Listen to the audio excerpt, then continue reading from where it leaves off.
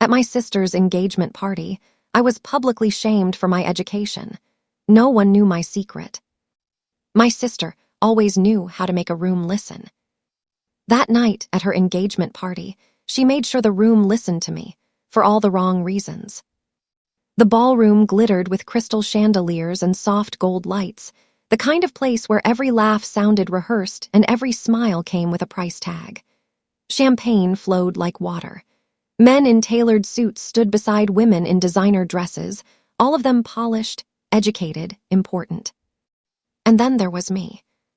I stood near the edge of the room in a simple navy blue dress I'd bought on sale, my hands wrapped around a glass of water. I hadn't even touched the champagne. I already felt dizzy enough just being there. I didn't belong in this world. At least, that's what my sister had always made me believe.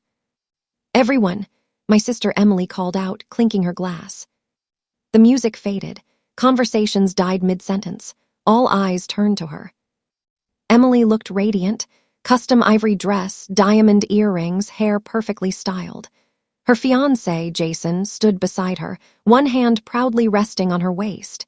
Jason came from money, old money, the kind that sent kids to Ivy League schools before they could spell the word college. Emily beamed. "I just want to thank you all for coming," she said sweetly. "This night means so much to us." Applause filled the room. Then her eyes found me, and her smile sharpened. "I also want to thank my little sister for being here tonight," she continued. "Even though, well, she didn't exactly have anywhere else to be." A few awkward chuckles floated around. My stomach tightened. "She's always been free-spirited," Emily said, tilting her head. "You know, not really into education or careers, just finished high school and decided that was enough." Laughter this time, louder. I felt heat crawl up my neck. "She's been kind of a freeloader," Emily added lightly, "living life day by day while the rest of us worked hard." The word hit me like a slap. Freeloader. Someone laughed near the back. Someone else whispered. I felt every eye in the room slide over me, measuring, judging. I wanted the floor to open up and swallow me whole. Emily raised her glass. "But family is family, right?" More laughter, more clinking glasses. I stood frozen, my fingers numb around the glass. I could hear my own heartbeat pounding in my ears. I wanted to scream. I wanted to cry. I wanted to run. But I didn't. Because no one in that room knew the truth. Growing up, Emily had always been the golden child. Straight A's, debate team, student council, college acceptance letters framed on the wall. And me. I was the quiet one, the one who didn't raise her hand, the one who worked after school instead of joining clubs. When I graduated high school, everyone assumed I had failed at life. "What are you going to do now?" relatives asked. I smiled and said, "I'm figuring it out." Emily rolled her eyes and said, "She's just lazy." No one knew that the week after graduation, I'd signed a non-disclosure agreement. No one knew that I'd walked into a downtown office building with borrowed heels and walked out with a contract that would change my life. I hadn't gone to college, but I'd gone somewhere else. Somewhere very few people ever got invited. After Emily's speech, people avoided me. I became invisible again, only now it hurt worse because I could feel their pity, their superiority. Jason's mother glanced at me once, lips tight, clearly filing me away as the embarrassing sister. I excused myself and stepped outside onto the balcony. The night air was cool, sharp. I leaned against the railing, breathing deeply. "You okay?" I turned. Jason stood there, holding 2 glasses of champagne. "I'm fine," I said. He didn't look convinced. "She didn't mean anything by it," he said weakly. I almost laughed. "It's her engagement party," I replied. "She meant exactly what she said." Jason hesitated. "Emily told us you're not really working right now." I met his eyes. "No," I said calmly, "I'm working." He frowned. "Doing what?" I smiled slightly.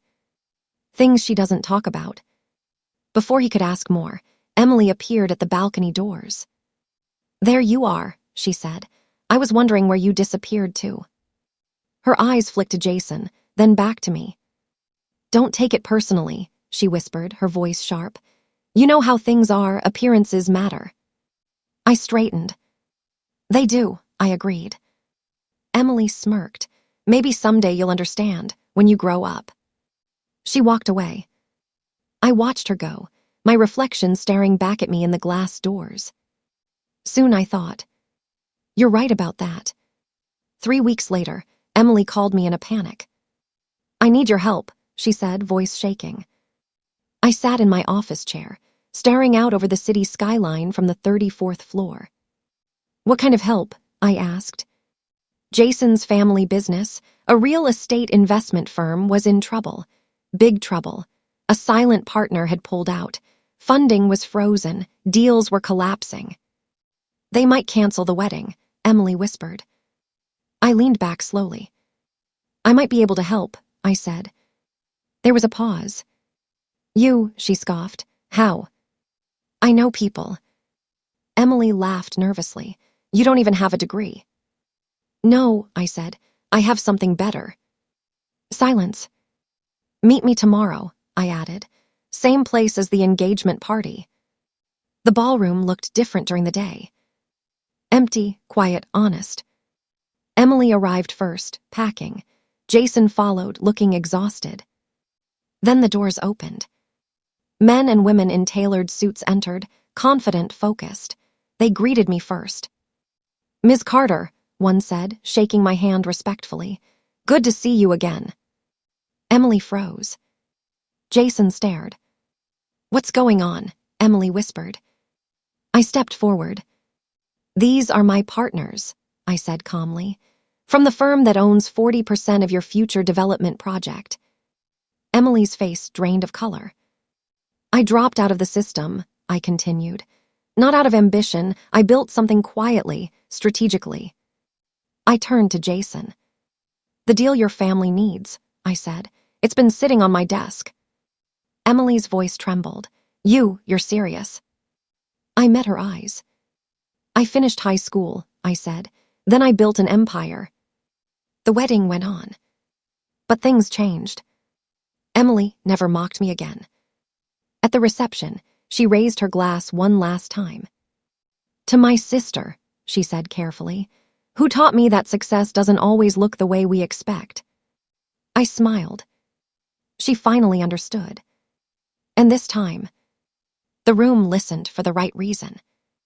After the meeting in the ballroom, nothing was the same. Emily stopped calling me unless she absolutely had to. When she did, her voice was careful, measured, as if one wrong word might cost her everything. Jason, on the other hand, started calling a lot. At first, it was just business. Then it became something else. But before any of that could surface, the truth needed to finish what it started. Jason's family company didn't just need my firm. They depended on it. The deal I mentioned, the one sitting quietly on my desk, wasn't just funding. It was leverage. The kind of leverage that decides who stays powerful and who becomes a footnote. Emily didn't know that yet.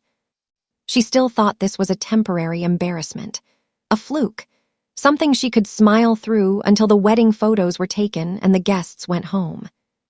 She was wrong. 2 weeks later, Jason's parents invited me to dinner. Not Emily. Just me. The restaurant overlooked the river, all glass and quiet luxury. Jason's mother wore pearls. His father spoke slowly, like a man used to being obeyed. "We owe you an apology," his mother said. I nodded politely. "You don't owe me anything." His father cleared his throat. "We underestimated you." I smiled faintly. Most people do. Jason watched me carefully. There was respect in his eyes now, and something else, curiosity, maybe even regret. "We want to make you an offer," his father said. I already knew what it was. They wanted me officially involved, on paper, in public.